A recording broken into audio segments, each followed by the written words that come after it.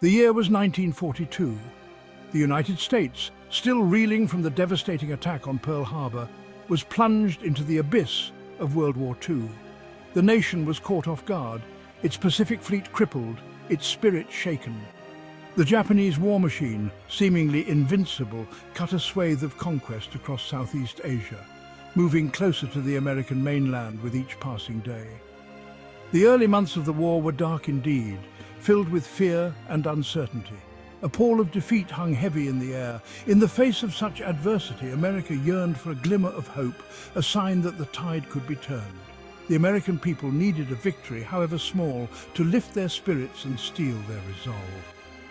It was in this context of despair and desperation that a daring plan was hatched. A plan that would carry the fight to the enemy's doorstep and strike a blow against the heart of the Japanese Empire. This plan, audacious in its conception and risky in its execution, was led by a very brave and visionary leader, Lieutenant Colonel James "Jimmy" Doolittle. A renowned aviator and a man of unwavering courage, Doolittle would lead a group of brave young men on a mission that would forever etch their names in the annals of military history. The Doolittle Raid, as it came to be known, was more than just a military operation. It was a symbol of American resilience, a beacon of hope and pride in the darkest hours of the war. The overall strategy of the Doolittle Raid can be traced to the fertile mind of Admiral Ernest J. King, then the Commander-in-Chief of the United States Fleet. Admiral King, a man known for his strategic brilliance and his relentless determination, understood the need for a bold offensive action to boost American morale and shake the Japanese sense of invincibility. He envisioned a surprise air raid on the Japanese home islands, a strike that would demonstrate the vulnerability of the seemingly impregnable Japanese mainland. The challenge, however, was daunting. Japan was thousands of miles from the nearest American air bases, making a conventional bombing raid impossible. The only aircraft capable of reaching Japan from a carrier were the Navy's torpedo bombers, but these were deemed too slow and vulnerable for such a mission. It was then that Navy Captain Francis Lowe shared a radical idea with Admiral King. Why not use Army Air Force's bombers launched from an aircraft carrier? The idea seemed preposterous at first. Army bombers were not designed for carrier operations. They were large, heavy aircraft, ill-suited for the cramped confines of a carrier deck. Moreover, no one had ever attempted to launch such large aircraft from a carrier before.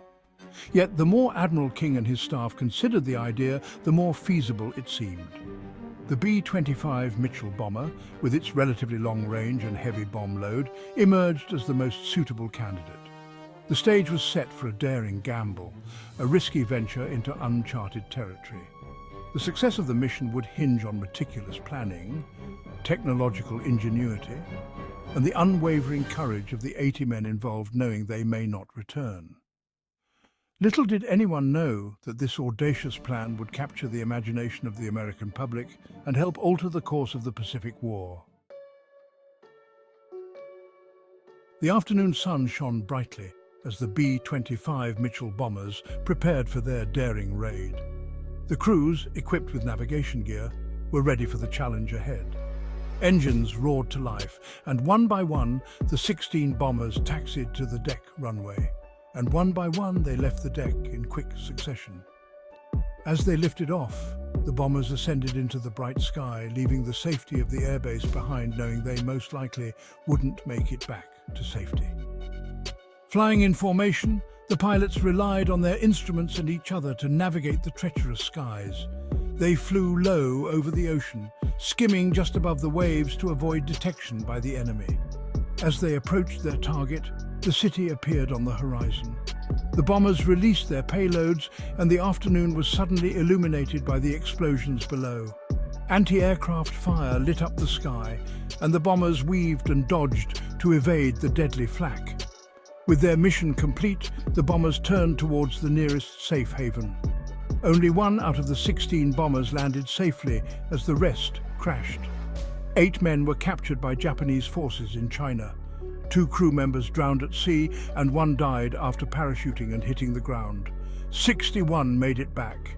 The brave men of the Doolittle Raid were heroes, some giving the ultimate sacrifice for their bravery and patriotism. Never forget. Thank you for watching. If you enjoy my freeform, brief educational documentaries, please like, subscribe and share.